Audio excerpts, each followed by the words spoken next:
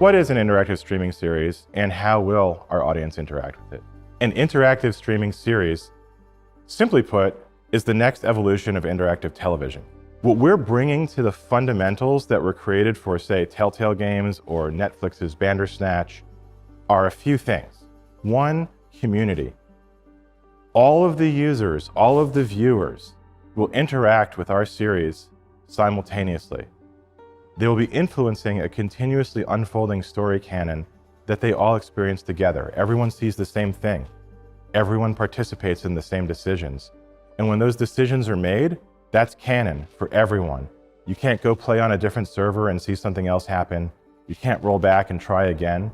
The entire community is causing the story to change over time with their decisions. That's the next evolution of what it means to have interactive entertainment, is that it's not just an individual experiencing a story, but I'm experiencing a story with all of my friends. And we can talk about it, and we can debate it, we can disagree, we can agree, and we can come together and try to bring other people with us to shape the story of what's going to happen. And because we want to reward people who are there for the live story events, but not punish the people and exclude the people who weren't able to be there live, we also have to do something with our narrative design that's not really been done before, where we have the decisions that are being made remain open for a day, a week, so that everyone can participate. The premise of Silent Hill Ascension is to take the promise of the original Silent Hill and the brilliant mythology they've developed of how somebody's individual trauma and unresolved issues can become very real threats and monsters that can hurt you. What we want to do is to take that premise and look at it across a broader lens. So we're going to more global locations, and we're looking deeper at how those relationships may be impacted by this trauma. So if I have unresolved trauma, how does that affect not only me, but the people around me? How does it infect the community? And if it stays unresolved, how might it affect my descendants if I never actually face it? One of the things that we're introducing in this Silent Hill is the idea of collective delusion. So this is not just localized to one person. An entire town is experiencing this shared delusion, which means that things could be real, things could be a figment of their imagination. They really don't know. And we're kind of playing with that idea within the narrative. I think what's really critical here is looking at the psychological trauma and the psychological history of the characters, because so much of what was built in the original Silent Hill was about how these people's anxieties and unresolved issues became expressed and manifest in the world as very real threats. And so part of what we want to do is to give that same suspense and bring that into the storytelling for Silent Hill Ascension. So the most important thing for me was to make these characters relatable to the audience, so the audience cares about them and wants to see them redeemed. When we're doing character development, these are really flawed, broken people. These are people who've been through trauma. These are people who've traumatized others, and they're working through that. Audience members actually get a chance to help arc these characters. They have a chance to help redeem these characters or push them deeper into their trauma. And there's something really powerful about that. But in order to do that, we have to make the audience be able to understand why they did the things that they did. Silent Hill is a beautiful but disturbing meditation on our human experience of trauma, guilt, and fear, and how difficult it is to work our way through that.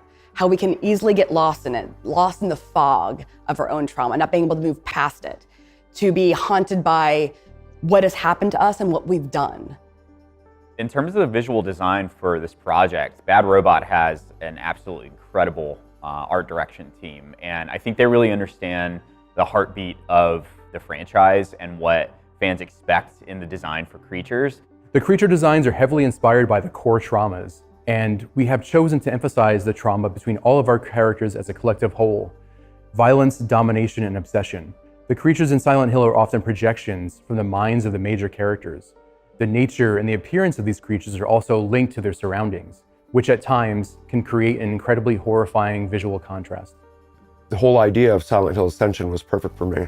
When I first got spoken to about it by Stefan, I thought this would be perfect, actually, because I almost feel like I've been living in Silent Hill for quite a number of years.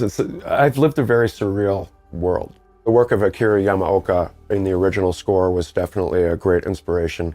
Fantastic mood setting, the world, what world am I in, and just sort of like setting the guidelines for the inescapable sadness and the inescapable beauty, but also horror.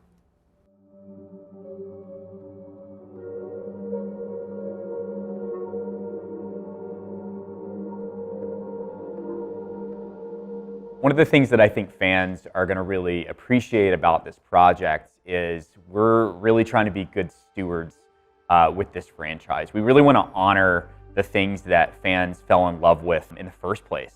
They were telling amazing, really bold stories with limited hardware at a time when no one else was doing that. And we want to carry that same spirit of boldness with this project.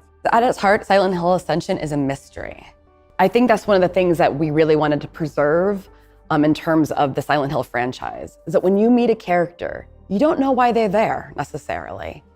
They're lost in the fog. They're being stalked by creatures. Why? What brought them there? What did they do? What happened to them? What did they experience? And it's that mystery of those characters that we carry throughout the entire season and watch that mystery unravel, discover who these characters really are. And it's not always what you think.